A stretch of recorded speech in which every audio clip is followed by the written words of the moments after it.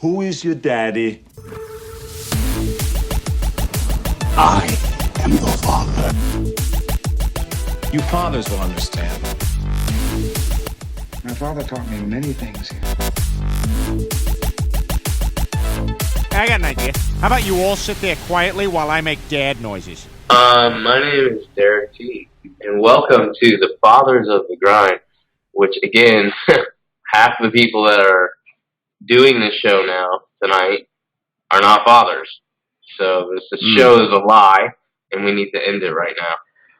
I mean, I could be somebody's daddy. I mean, you know. God, that's terrible. All right, so anyways. You want me to be your daddy? It's episode 176, by the way. Oh, yeah, thank God, because I could care less about that crap. Yep. So And, thank I'm God Dan. Daniel Freitas is here to tell me what episode number it is. This is going to be the greatest episode ever recorded. So. Oh, I mean, it's definitely going to be well organized and politically correct. The audio quality is great. We're probably going to talk about indies a lot. Yep. You know? I was actually just playing Rocket League before I logged in, so, you know. Well, I play Rocket League all the time, so why don't we talk about that for an hour? No, we got an exciting show. Let me do the fake, like, Greg Miller. We got such an exciting show today. It's going to be so exciting to talk about my name's Greg Miller, and I'm a piece of trash. I hope somebody who I take off my shirt, and I think it's funny. All right, so anyway, actually, let's just jump in. Normally we do, what are we playing? But I think Daniel and I are playing the same thing, and I think it's going to be pretty much our main topic tonight, and that is Control. And yes, I want to state this before we even start. I got past the menu screen, and then I even destroyed my 4-hour, like normally if I get into a game and I'm like, oh, I really like it, I think I'll finish it. I'll play it for like 4 hours and then I jump out.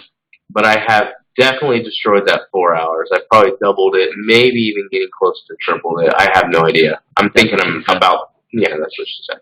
I'm thinking I'm at least 10 hours in. But yeah, let's talk about Control tonight. That will be our main topic, and then if we have time, we got something else up our sleeves that we'll talk about that I think will be good. I'm keeping it a secret. I'm wearing not like short sleeves, so I mean, I can't hide them. I'm just saying.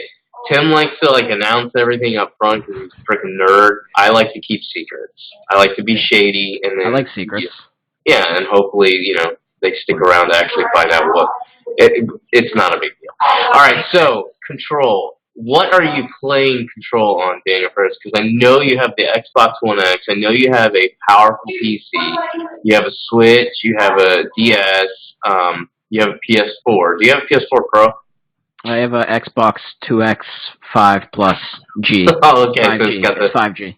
So it's got 5,000 cajillion teraflops. Got all the G's. Got it. Yeah. Got I have just regular, good old fashioned, as the internet would call it, vanilla version of PlayStation 4.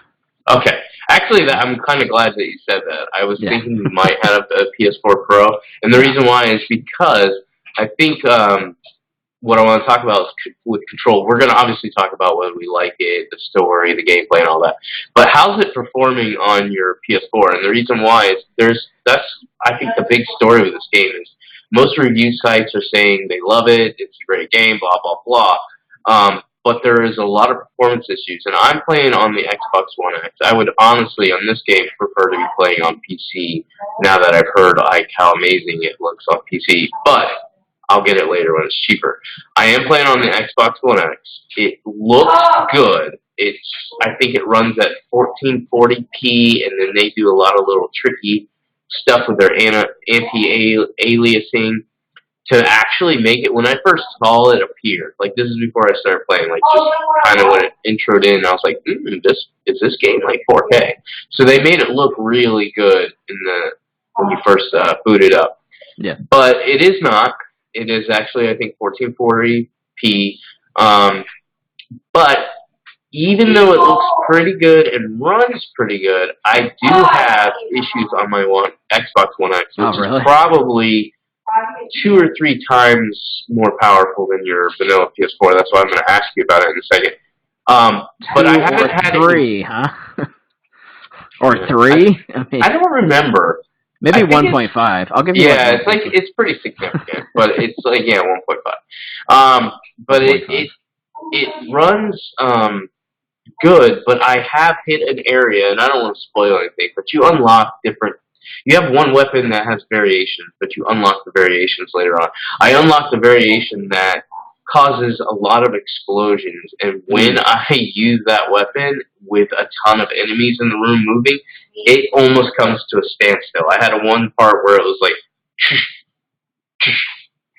I'm like, are you serious? Should I just not use this weapon? And it was only on that weapon. Again, I think it's because of the chaos that that weapon causes. But the weapon is in the game, so it's kind of ridiculous that they would put a weapon in the game with all these enemies that causes this much damage on the most powerful console. So again, how is it performing for you? Again, I'm not running into a lot of issues, but for you on the vanilla PS4, are you seeing significant drop-offs, lag, anything like that when you're playing on that? And how far in are you as well? So I actually Googled, like, as far as the mission that I'm on, the main mission, where that falls in the whole thing. So I'm on the 6th mission, there's main mission, and there's 10 altogether. So just as a frame of reference. So I'm pretty far. I'm probably 6 to 8 hours in, or maybe closer to 10. I'm not really sure. The game doesn't have a clock. It doesn't tell you. So you're on My Brother's Keeper? That's not a spoiler. I'm just curious. Or I think the one after that. Okay, that Face of the Enemy. Okay. Yeah, there you go. Face of the Enemy. Okay, so I'm just past you. Okay, because I wanted to know. Like, who's further along. Okay. Yeah. But yeah, no, that's the main gripe for sure is the slowdown at. I noticed. I think it's where there's the wider rooms, the big wide areas, and if there's kind of a lot of enemies, and there's a lot of like explosions going on, that's when there's the most like of the chugging and the slowdown. So it's definitely happening on the regular PlayStation 4. Okay. And so, but is it like? I guess. When it happens, it's annoying, but is it taking away from your overall experience where you're like, damn it, if they would have patched this game, I would give this a 10 or a 9, but because they didn't, I'm going to drop it down a point or two. Is it that annoying, or is it just like, for me, I wouldn't drop my score. So if I said my score is an 8, that would be because the game is an 8. I wouldn't drop it because I'm not dealing with it really that bad at all. To say it messed up in one area and go, I'm going to drop it a point is stupid. But if it continues to do it towards the end of the game, then yes, I will drop it. But right now, I'm one mission past you, so I only have like 2 or 3 missions left. Main missions. I am doing a lot of side stuff too. Yeah. And I've only had one major issue. The only other issue is when you first load up in the game, it's like a little slow. That's not a big deal. And then if you pull up your map, so the way they have the map set up is you push up on your D-pad, and the map pops up over the game. And you can technically move around and play the game with the map covering the game. Yeah. But it slows down the game significantly. Like, it runs at like 10 frames per second. I'm like chugging the whole time. Which it's definitely a stability issue. There's stability issues overall. I think they kind of maybe pushed it out and didn't fix that right away. I mean, which I don't know why you wouldn't. That definitely is like, it's 2019. That shouldn't be an issue with video games. But there's just so many things going on. Like, the particle effects are insane. The lighting in this game is crazy, and like some of the surfaces are like just really unique. Like, just the moments when you kind of go to get a new ability. So those kind of rooms that kind of almost sort of remind me of like Destiny almost. Yeah, I know. Or almost like Stargate, like the movie Stargate. Yeah.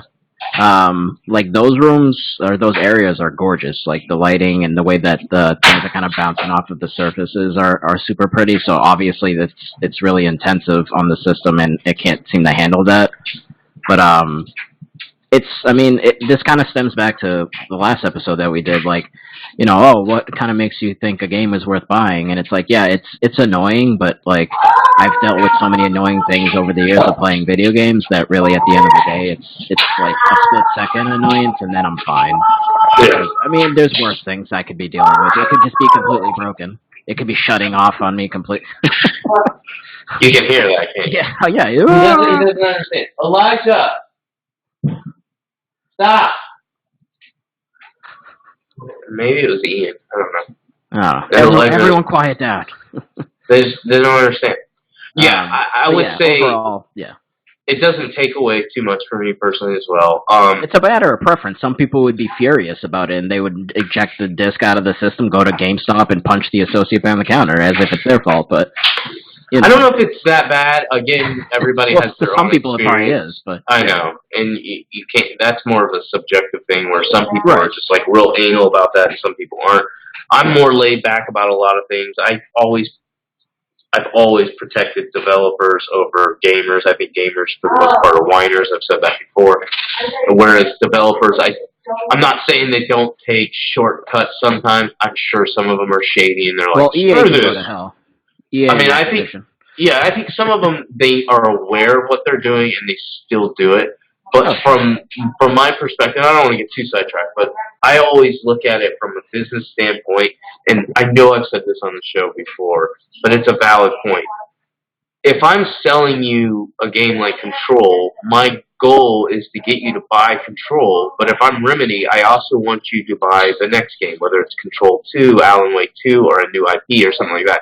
So I have to put out a good product. My point I'm trying to make is most businesses are not in the business of deceiving you or taking shortcuts. They actually try not to. I think with a game like game like Control and Remedy, what they probably did is they were overly aggressive. What I mean by that is they were probably looking at this game and running it on a PC, and they're like, "This is gorgeous, it's running great. Okay, let's move it now to our systems," and they tried to transfer it over to the Xbox Ones, the PS4s, and then the Pro and the One X. And they were like, okay, we still want it to look good, so we don't want to downgrade it too much, but it needs to run good as well. And then they probably ran into a lot of issues with that. And they've probably been ironing that out for a while. And this is the best they could come up with before their deadline.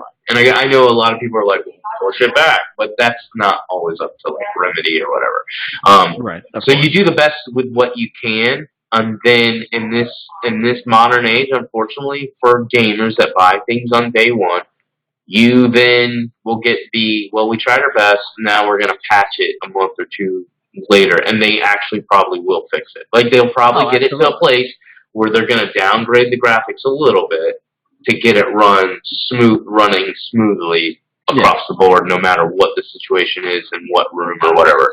But again, on the One X, I don't have much issues. It's just that one gun in that one area, and I'm sure if I keep using that gun, I'll run into it more because the explosions that it causes are pretty big and chaotic. Yeah. So they would have to actually downgrade like the explosions or something like that, the effects.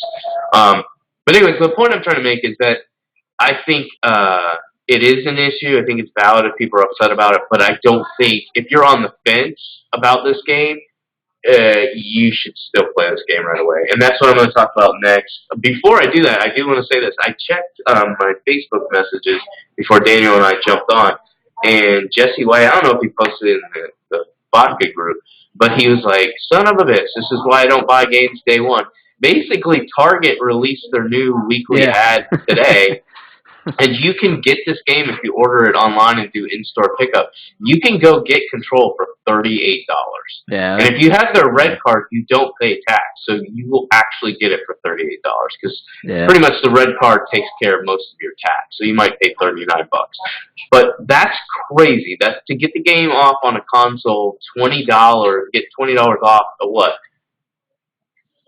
5 days after launch is kind of, now we're getting into that realm of ridiculous. Like, I don't mind you cutting your game and stuff, and I know this isn't Remedy. This is Target. But, like, this is stupid that people are buying the game, paying $60, and then they find out 5 days later and get it for $40. But, I mean, how often is a game popping up at $38? Like, they're doing it, that's my point, they're doing it more frequently. It happened with me with Fallout 76. I saw it with... I saw it with Samurai Showdown 6, right? That one's the one that just came out, and it was like a few weeks after it came out, Target did the same thing. They dropped it to $50, and then they're like, you want to do the in-store online? Again, this is just a promotion, so you have to follow their steps.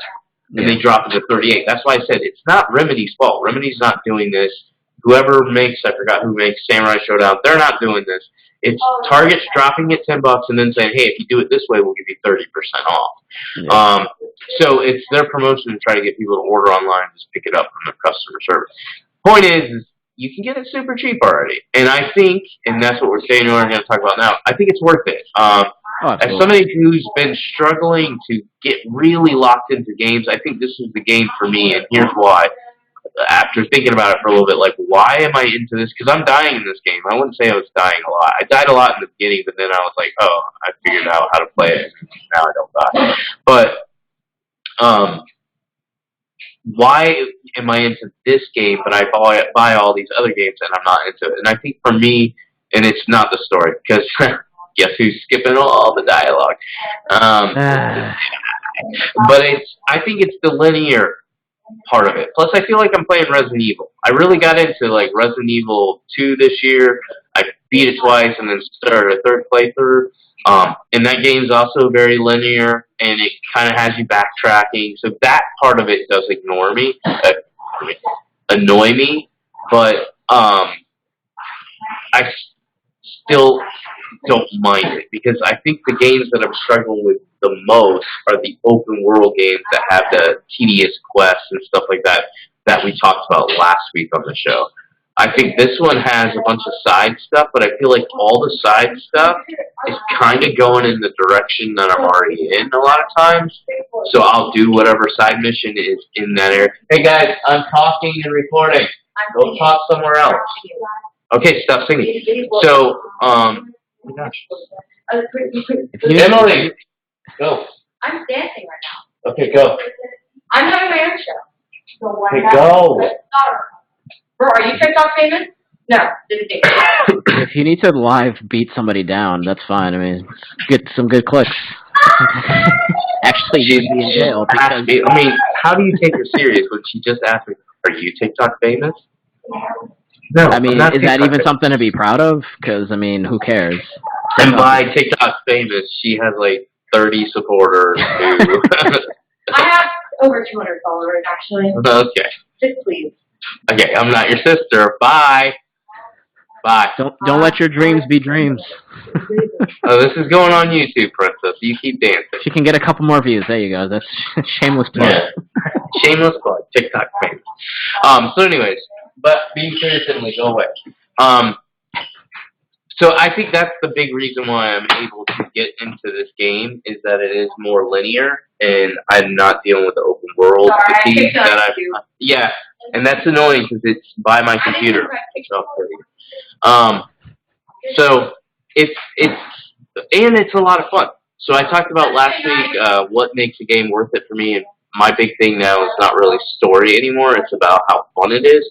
This game is fun to play. I didn't think I was going to like it, to be honest with you, because all the previews, and I don't know if you watched what I watched, but the few previews I watched were all talking about how it was like Dark Souls light, and it was really hard and chaotic, and they were dying a lot, and I'm like, no. Well, that's what everyone says nowadays. If anything's remotely difficult, oh, it's like Dark Souls. It's like, well, this isn't. First of all, it's a third-person shooter. It's not a hack and slash. Well, what they mean by it is like the difficulty. Yeah. They talk about the difficulty and then the control points. The control points are designed like Dark Souls. Like you go in an area, you destroy like 5-6 enemies, and then you just go to an area and you hold down your X or square button, whatever system you're playing on, and it unlocks this area, which is basically a save point for you to be able to fast travel to. A lot of games have this now. Still don't think that's exclusive to Souls, but that's fine. Exactly. It's just, it comes across the way they do it like it's Souls, because they're like, go to this area, you can fast travel to, and this is the only area you can upgrade your character or stuff like that. So that's why I think they're doing the whole Souls-like thing. But I would say this, when I got to the first boss fight, I died 2 times in a row pretty quick. Like he didn't one-shot me, but he basically one-shotted me, because he kind of floats in the air and then he throws stuff at you, and if he hits you, he will knock you down to where you have barely any health and your whole screen's like red, so you can't see. And I'm like, all right, I'm dead. And so he killed me twice real fast. I'm like, this is gonna be again. Remember, this is the first boss. I've only fought like a few enemies or whatever. And they hadn't been that difficult, but this was like, oh my gosh, this is Dark Souls. Like every time you get to a boss, they're gonna be ridiculous. They're gonna one shot you, and that's what's going through my head. So I quit that night, and then I came back the next day, realized there were stairs to your left, and I was like, oh, I'll use the stairs, and I started running up and down, killing the enemies to get health, and then I killed him in like on my third, fourth try, and this is counting the 2 tries the night before. So I think I died maybe one more time and then killed him the next time. And I was like, okay, that wasn't that hard. Once I had a strategy. And that's basically how the game's been. Like, okay, you can't just stand out in the open. And that was the mistake I was making. I was running through, he comes out, and then I saw him, and I lock on him, and I just kept shooting him. And then he just hits me, and I'm like, okay, what the hell?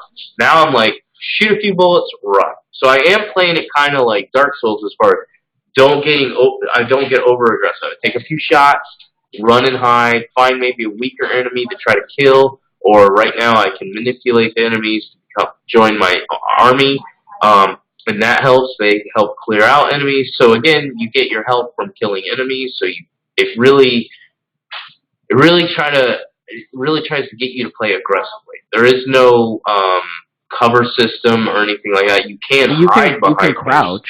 Yeah.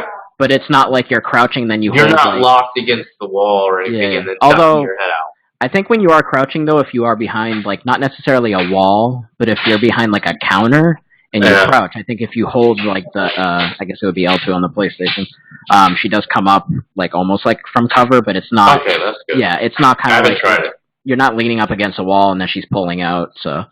She's pulling out, that's what she's yes, exactly.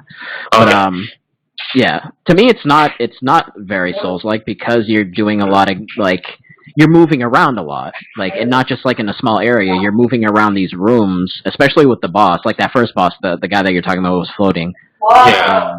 You kind of had to, like, utilize going up top and hiding behind some of the pillars and, using your kind of telekinesis a lot to distract them, because when you use your telekinesis and you threw something at him specifically, he would dodge it pretty much every time, but that would be like the distraction to then get some more shots on him and then kind of keep moving. So it depends on the enemies. There's a decent variety of enemies that you kind of have to switch up your style, strategy and your style.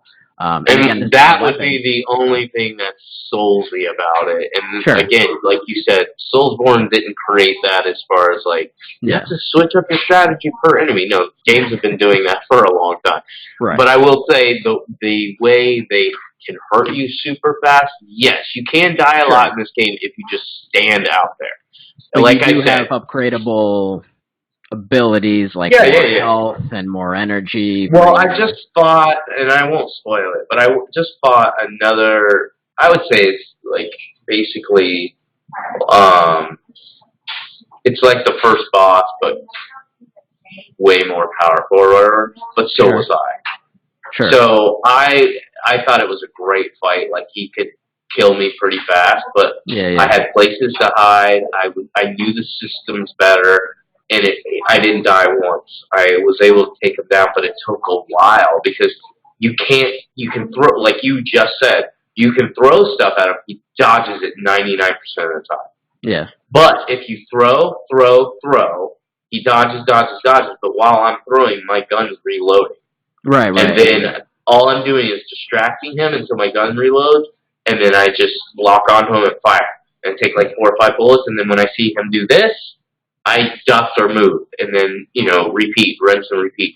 So it's satisfying, because it took a while to get him down, because basically the only way I can hurt him is using my gun, which is powerful, but not that powerful, that it would drain him fast. But overall, as far as gameplay, I think that's the strength for me. The gameplay is the strength. I think the graphics look good, but I think the graphics hurt the performance, so they do need to deal with that issue. And then as far as story goes, I'll let you talk about it more than I'll talk about it, because I made several jokes about it, but it's actually just true. I don't give 2 craps. I made a lot of jokes saying basically I have no cares in the world for this game because it has girl protagonist, and the title of the game is Control. So they've gotten it backwards. You've Because, upset like, all 2 of our female listeners. All 2 of them. you know there are not any female listeners. There are no female Maybe listeners. 2, 1. I mean, I don't know.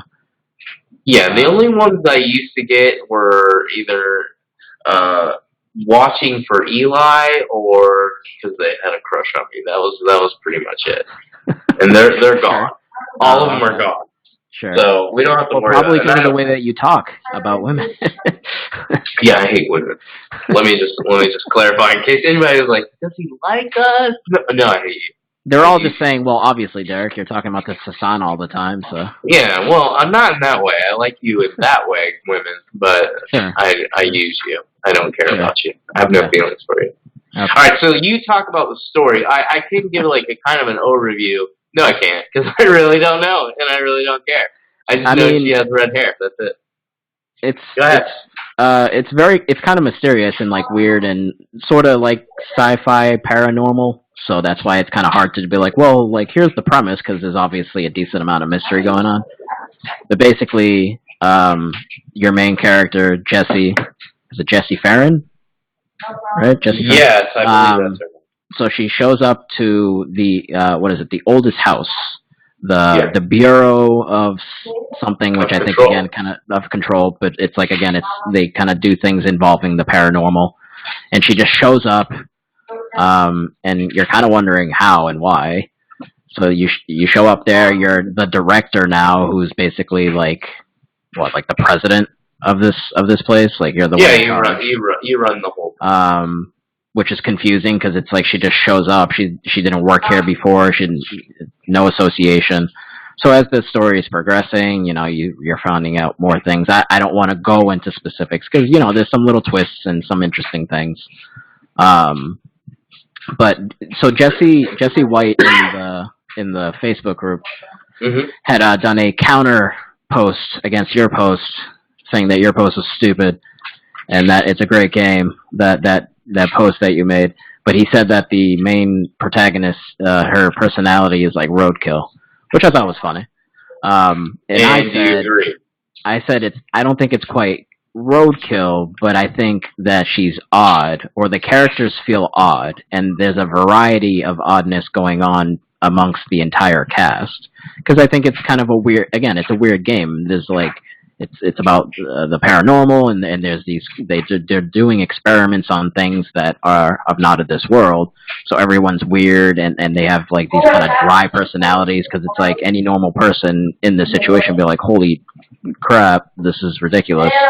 And they're just kind of like, yeah, we do experiments on these things, so like it's just normal for them.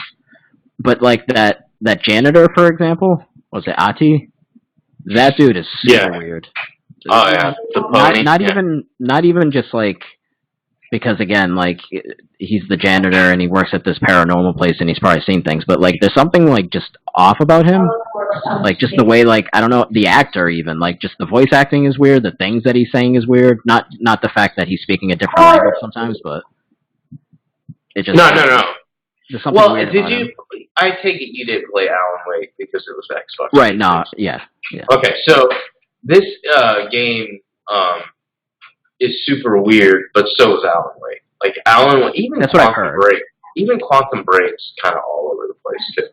But I would say this one ups the ante over Quantum Break, but it's probably in alignment with Alan Wake.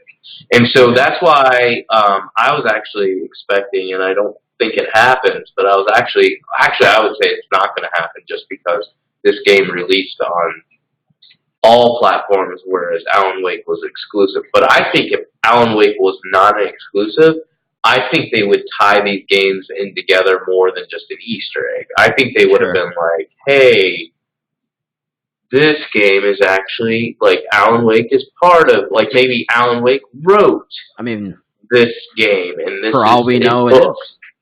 We don't know, and it could be. But that's what I was thinking. I was playing. I was like, oh, I bet you Alan Wake wrote this story. Like this is his story because it's like all screwed up. Just like as you're playing Alan Wake, you're in one area and then you click like a button or something, you flip to another area. Yeah. And it's the same thing in this game. light switch, the cord Yeah. that hangs from the ceiling. So you hit it while you're facing forward, and the light just changes. Yep. So you're like, oh, okay, well that's weird, nothing's happening. So let me kind of like look around. So you do you turn the camera, would be 180, right? Because 360 you're doing a full circle, so it's not 360. Yeah. So you do a 180, and then you hit the switch, and then suddenly you're somewhere else. So kind of like weird stuff like that, which is super cool. Which is exactly what Alan Wake was. Yeah, Like, so- you would probably actually love Alan Wake. Yeah, because probably. It's horror, like Resident Evil, but it's got the weirdness of Control. Yeah. And it's got great gameplay as well, or gunplay too. Anyways, the point is this game, at least going into it, I was like, okay, I'm not going to be shocked that it's weird. I did want to say this before we moved on. If anybody was holding back on this game, because we talked about Dark Souls before, because I said a bunch of previews were kind of not scaring me away, but I was just like, I don't want any more Dark Souls. Like, I'm kind of over Dark Souls games. And I'm not saying that because a bunch of games are kind of like following that. It's because I don't want to play difficult games right now. Like, I just want something relaxed and just enjoy myself. Do not be afraid of this game. It's not that hard at all. No. You will die until you learn the mechanics, and you even when you learn it, there are going to be times where you die because you will get like blindsided or something. You'll be like, "How did I die?" But overall, it is not that difficult. If you and have the control points are not that punishing that you're like, "Oh my gosh, I got to go 5 miles." No, it's usually you die and it's like a room over. You're like, if you just have basic patience, you'll be fine. There's been a couple of side bosses that I ran into, and it took me a few tries, but like it's just a matter of like, oh, that's the pattern, and now I just need to execute. Because usually what happens is, like in the last one I just fought, actually, he was like this floating spherical type of thing, and some of the enemies were spawning around him as I was dwindling his health, so they were just kind of like more of a distraction, and it was annoying, and they just happened to keep hitting me and taking me out. But I mean, it took me like a few tries, and then I got it. So have just a little bit of patience, and you'll be fine.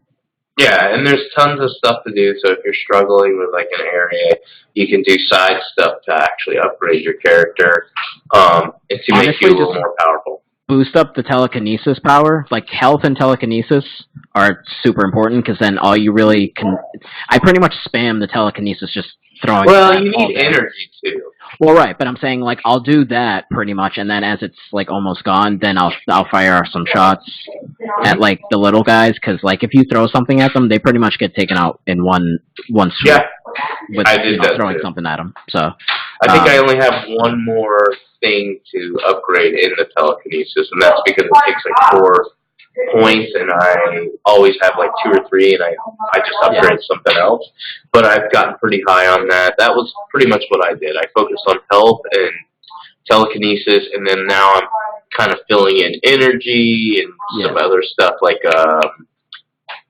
it's the S word, I forgot. It's one of the powers, huh? C's? Yeah, C's. I'm upgrading my C's. Yeah. So I can control the enemies a little bit longer. But there's a lot of fun stuff. There's a lot of you're always upgrading. There's always little missions taking you to upgrade. There's side quests that you can unlock new things if you choose to. Otherwise, you can go through it and skip it. But I think overall, story is off the wall. I have a feeling though, when it concludes, I won't say it will make complete sense, because Alan Wake to me was like, huh? Okay. It's still going to be crazy stupid, but I think if you appreciate Metal Gear Solid type games where it's like you embrace the weirdness and you're weird okay characters, with it. mysterious characters, they're saying one thing, but like there's ulterior motives and like mystery and all that stuff. Yeah, so I think if you're into that, you'll enjoy the story. But for me, the king here is the gameplay. I mean, I'm just having fun. Only other downside for me personally is, and I get it because it's part of the game, but I don't like the fact that it's just in a building. Like, I would want variation. Again, not an idiot. This is how they made the game. They're not going to put like a snowy mountain in the middle of a building. But there's some interesting locations because again, it's a building. It does change. The building does evolve, so it's not like you're looking at the same thing.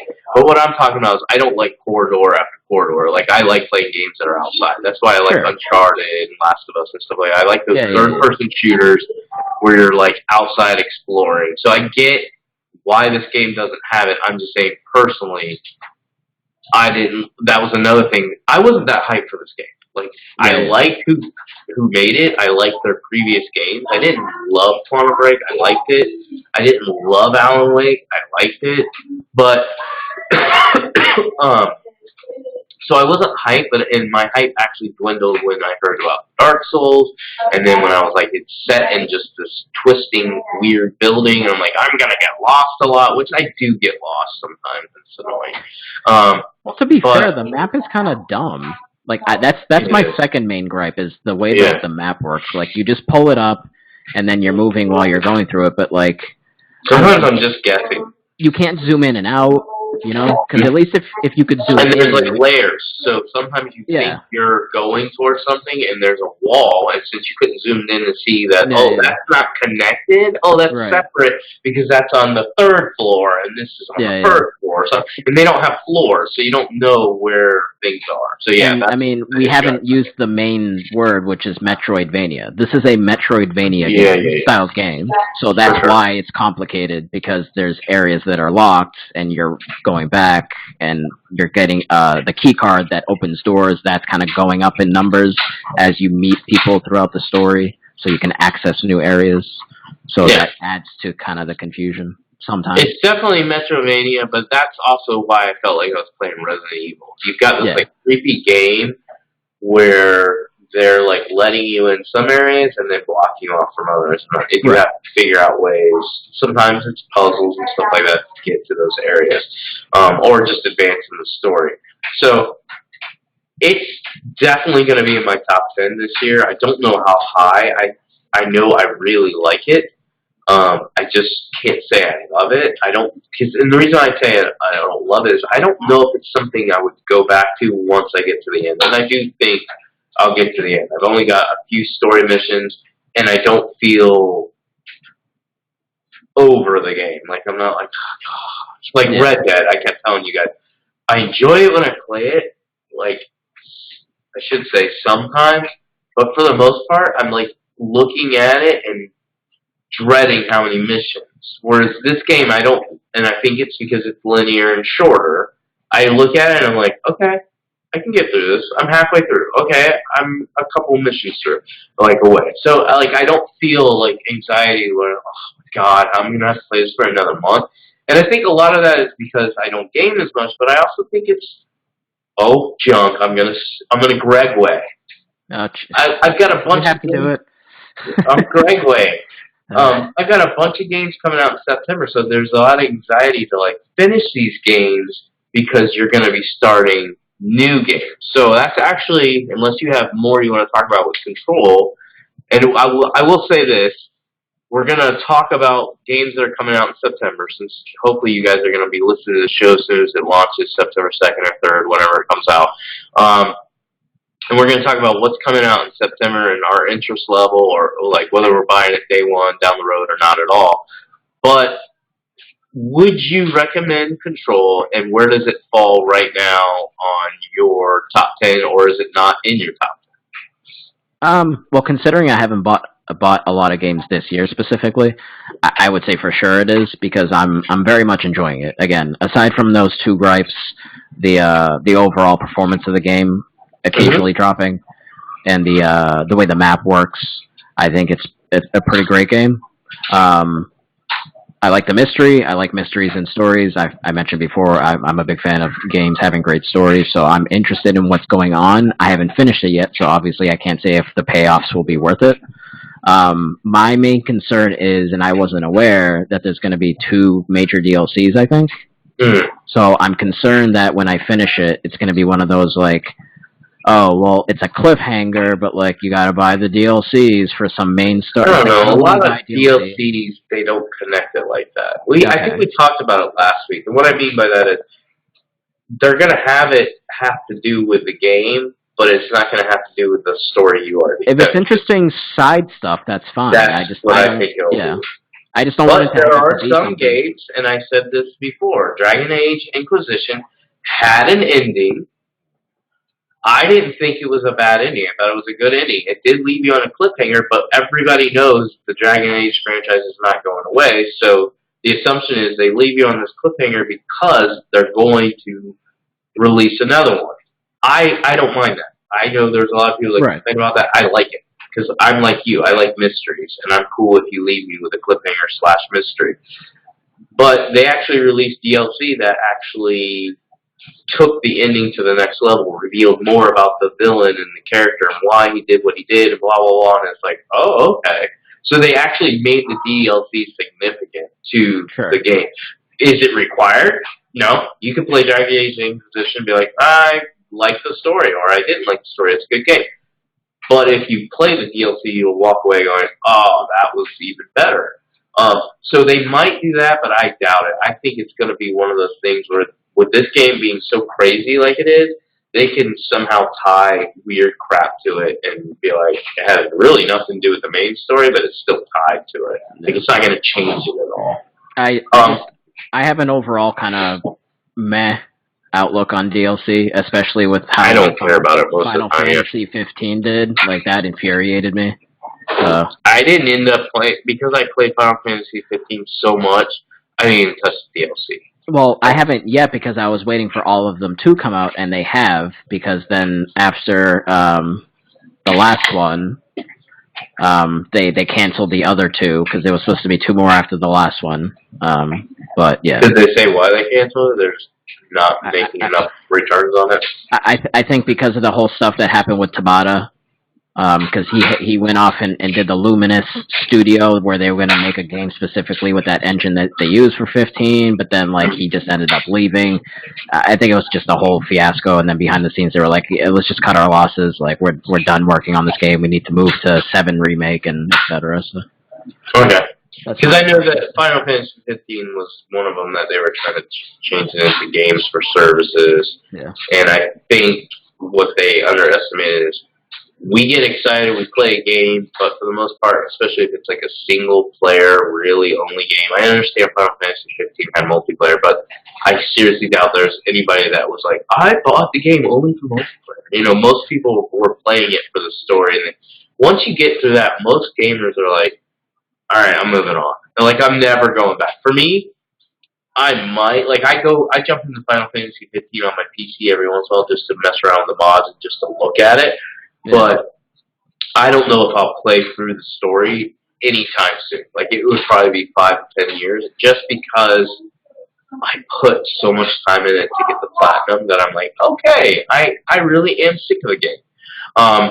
So my point is I had no interest in going through DLC. Yeah. All right. So we both recommend Control.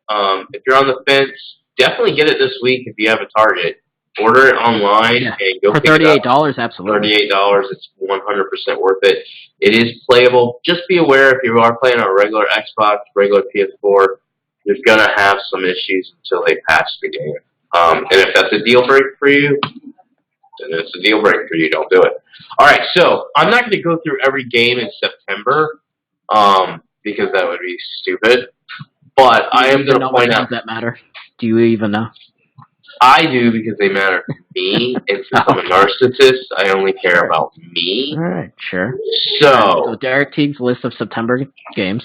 So Derek Teague's list of September games are, we're just going to forget Catherine Full Body because Derek Teague doesn't care about it.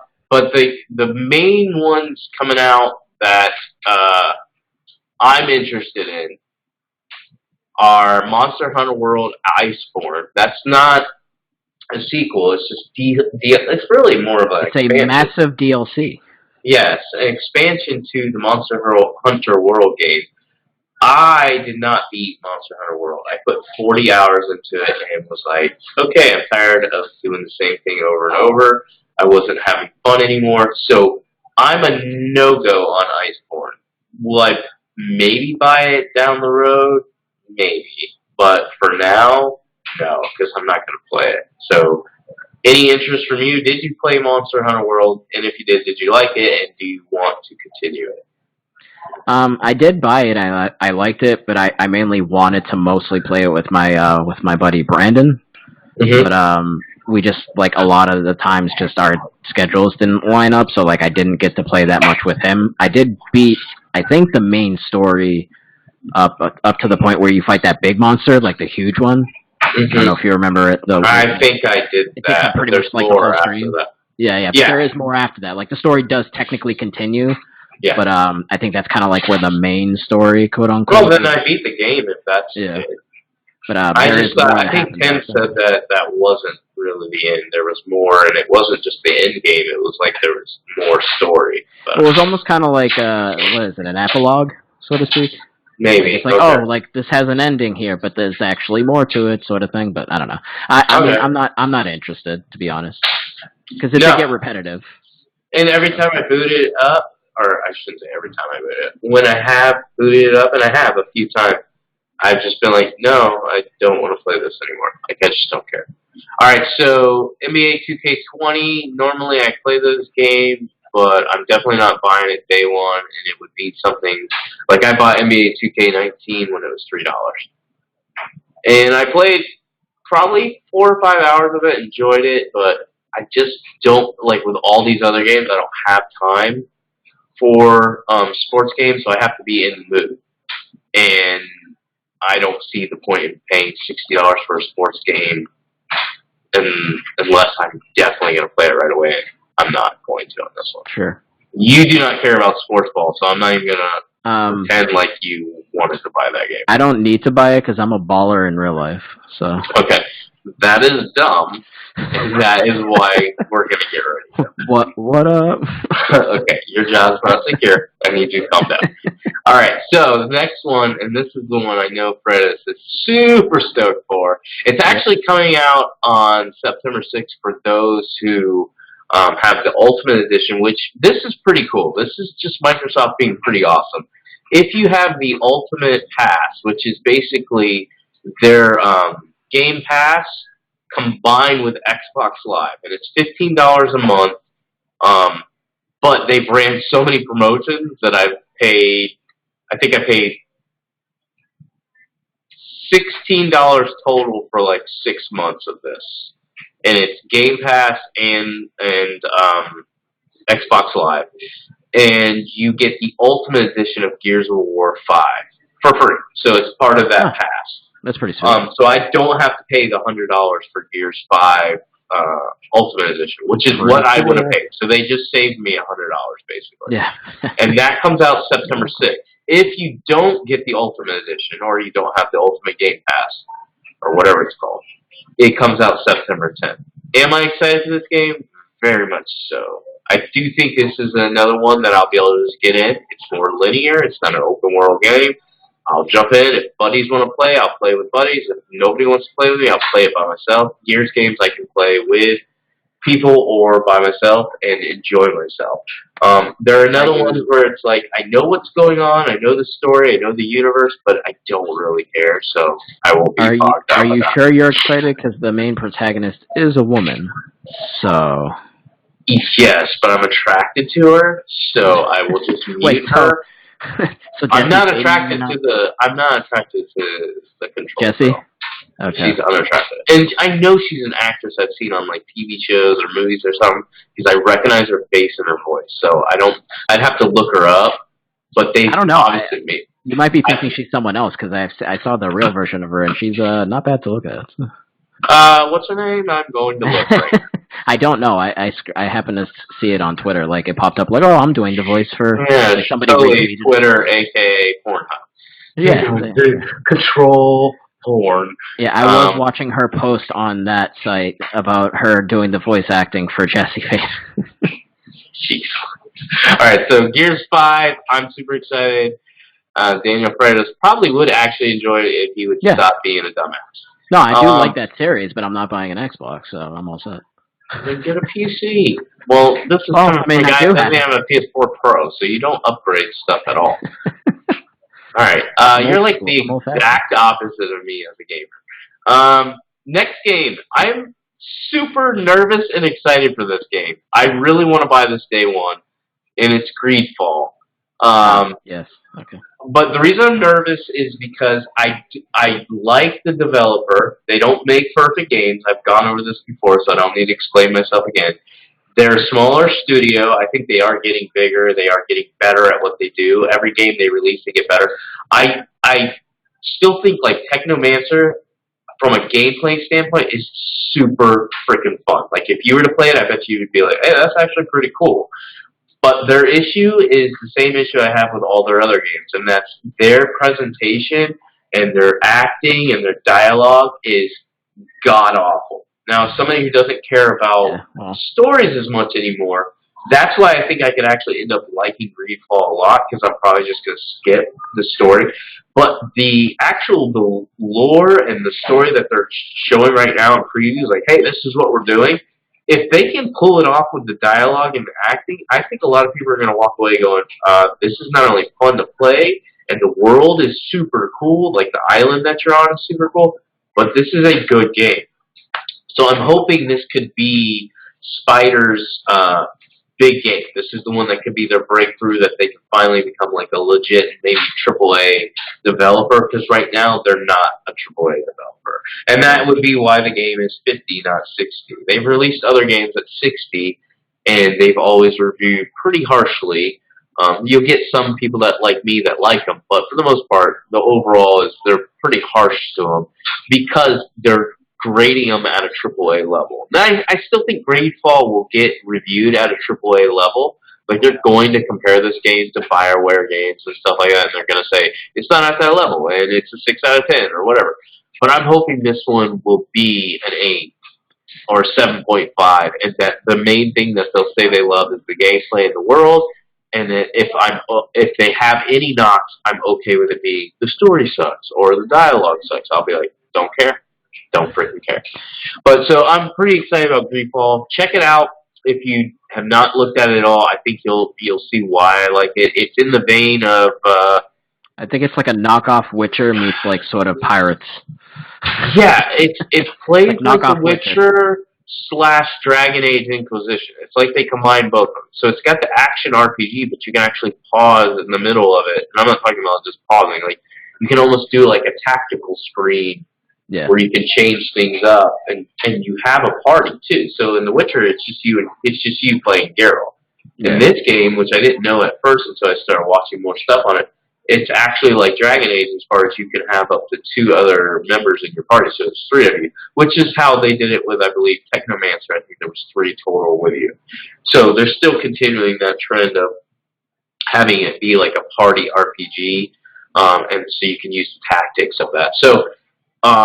They're definitely borrowing from other games, which I'm totally fine with as long as they execute it. But yeah, I'm super excited. I'm hoping to get this day one. I just want to see it get some solid reviews. I don't need it to be 10s. If I see 6 and 7s and they're all complimenting the world and the gameplay, I will be buying it day one. But the next one, and hopefully you're excited about this one. Are you excited at all about Greedfall? Are you interested at all? I mean, I don't think I've played any of their games, so I don't really know. I can't speak to their quality or what they do. So, I mean, obviously the type of game that it is right up my alley.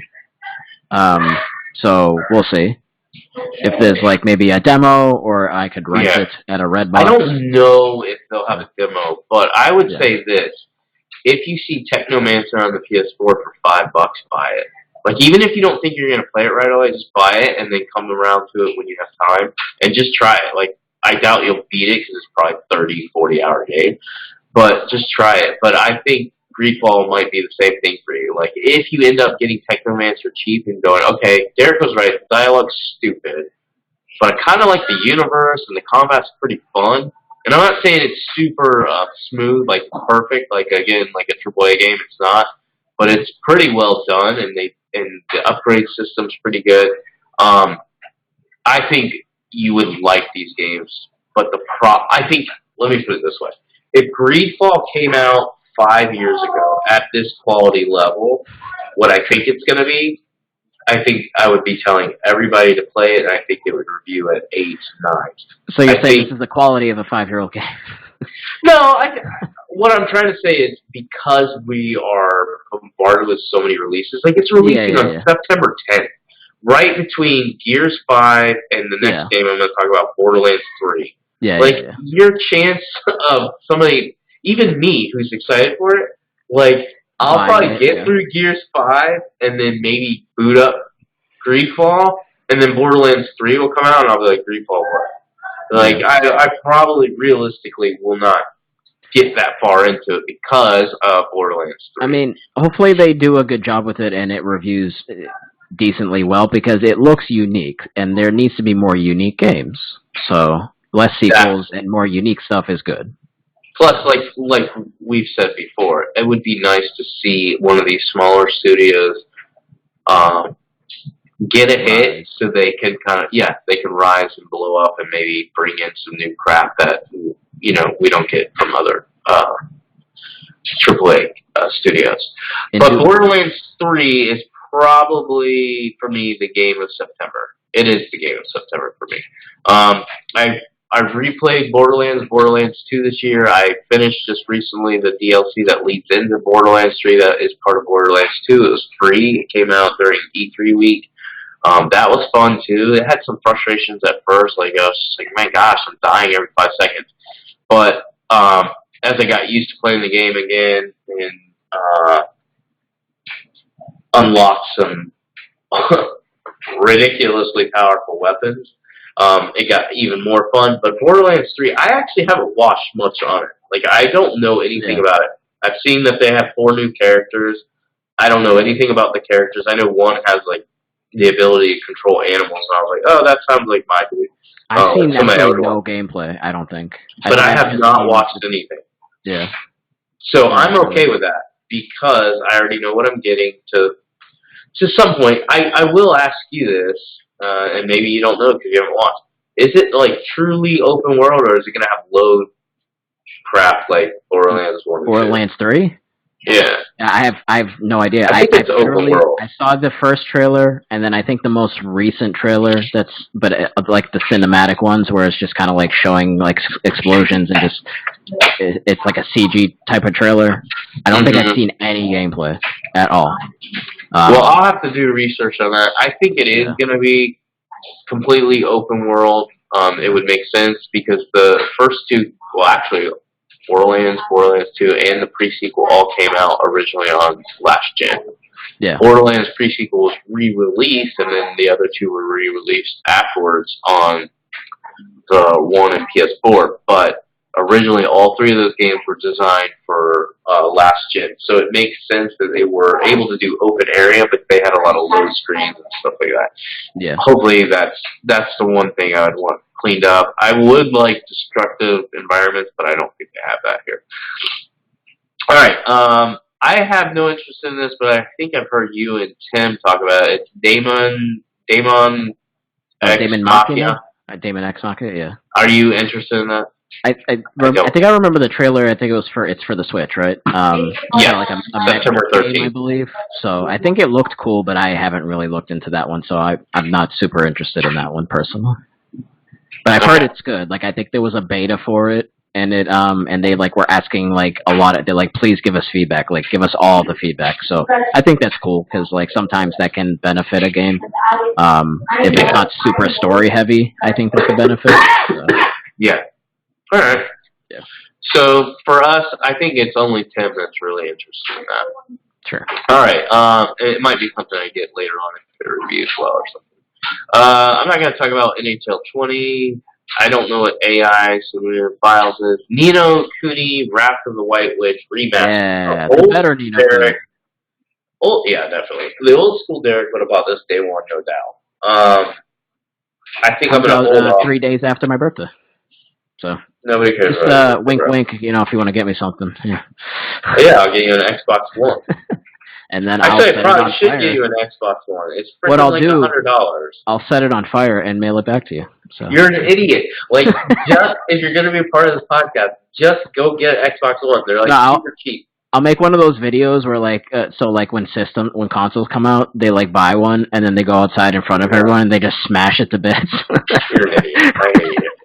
All right, so Ni no Kuni, Wrath of the White Witch is an absolutely amazing JRPG. Oh yeah. I did play it on the PS3. I did beat it, and that's actually an amazing thing for me because I don't finish JRPGs. I always like get excited about them, like it's so good, and then I'm like, I'm so tired of doing the same thing over and over.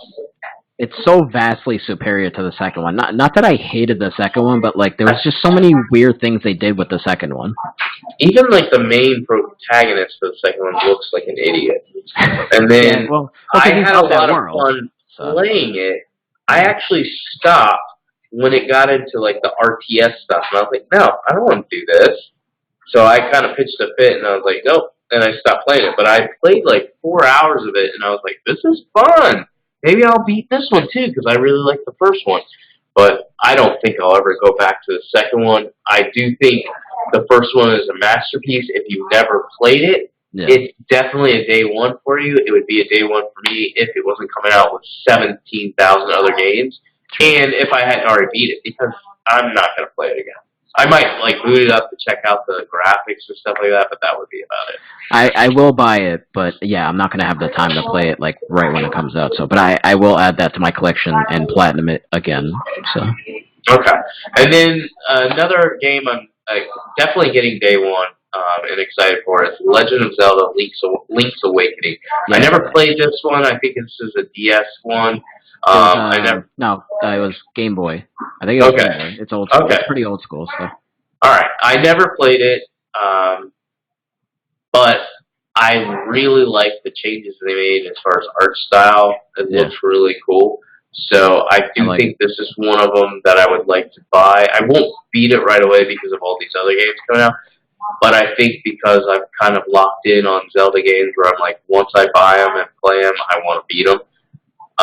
I did that with Breath of the Wild, and what's the other one I beat? The GameCube one. That's one of my favorites. Skyward Sword? No. Twilight Princess? No. GameCube. The one that's the cartoony one.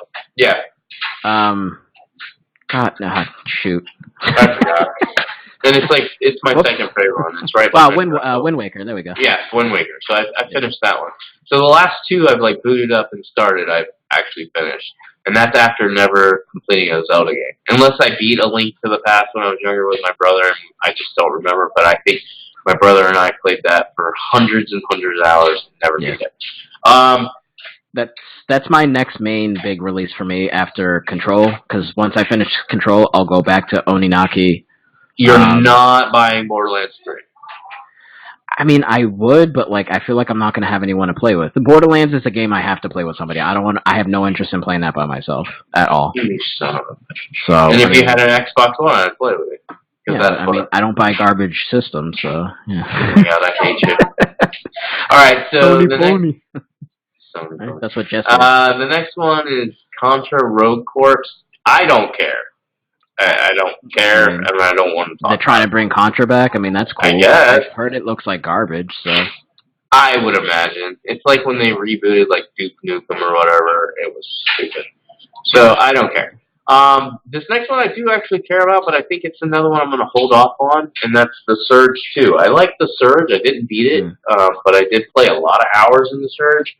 They did a lot of unique things that Dark Souls and Bloodborne don't do, even though they were clearly stealing a lot of stuff that they do.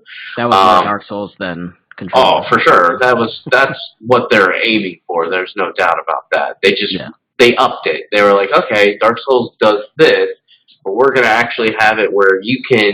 I don't know if you played it, but it's pretty cool. So you basically start out like with nothing. Like you don't really have much armor or anything. And you can target an enemy's parts. So you can target their head, or their parts, or their arms, or chest, or whatever. It's like Fallout, but you're not like slowing down. Yeah, but you're not slowing down. Stopping time. But you can cut off their, like, let's say I target their left arm. You can cut off their left arm, and then there's a high chance that you could get that armor and if it's better than yours, you can then equip it. So there's a lot of unique stuff they did, or sometimes it would be like their head is not covered and everything else is covered, so you would target their head because it's easier to kill them. So they did a lot of unique stuff like that. Surge 2, I imagine, is amazing because I thought the first one was really well done. Mario Kart Tour, that by the way comes out September 24th. Mario Kart Tour comes out to iOS and Android on September 25th. I'll check it out. I don't. If it's free, I'll check it out. If they're charging like $20 up front, no, I don't care. So it's Mario Kart on the phone. I bet you it plays fine though, but I don't care. Mobile trash. That's not real video games. And I don't need it because I got a Switch. Who cares? Yeah. Code Vein.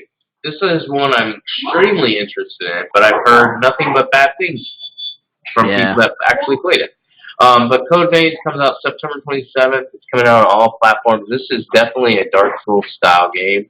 So it's another one that's kind of like the Surge 2, where it's taking what the Soulsborne games do and trying to improve on it and make it its own. But again, they've had, betas and stuff like that, and there's been a lot of complaints about this game.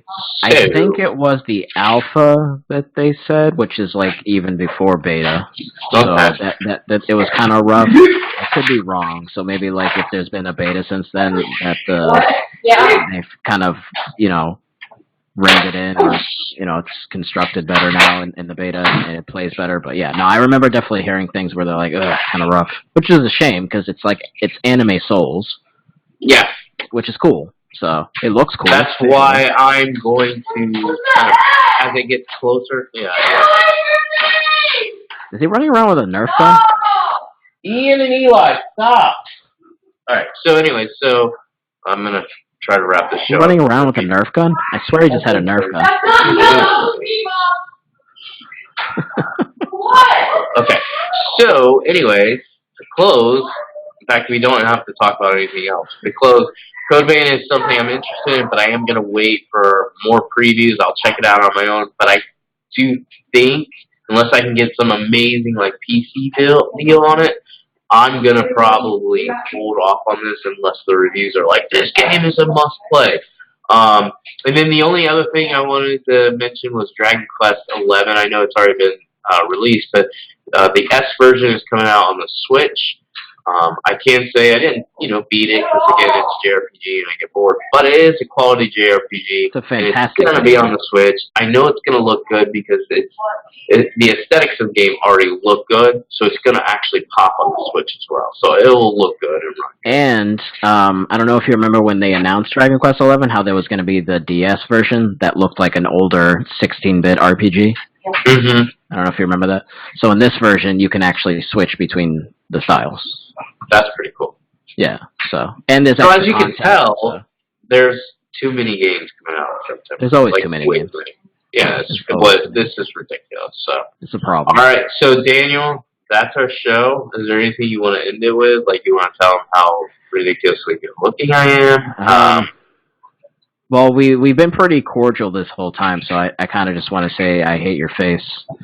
And, tomorrow morning when you wake up, maybe you're making breakfast or something, and, I don't know, maybe some hot oil kind of splashes up and melts half your face off. I don't know, just something, Okay, if that really happens, I'm going to cry.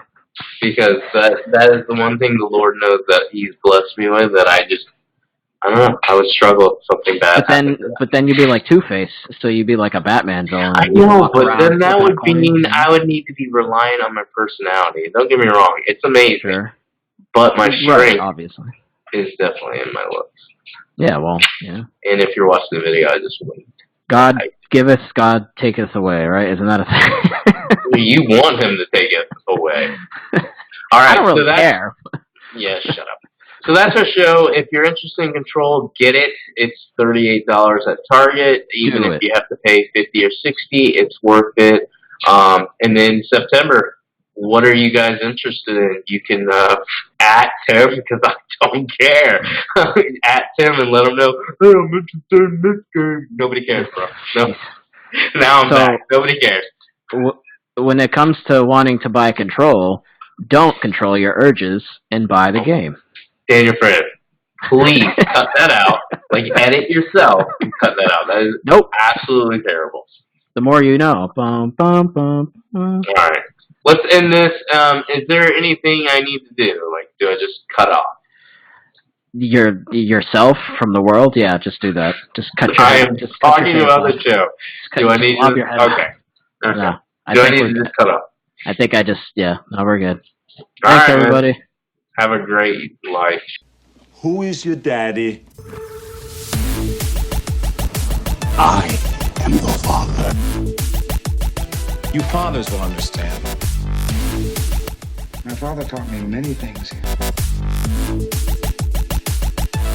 I got an idea. How about you all sit there quietly while I make dad noises?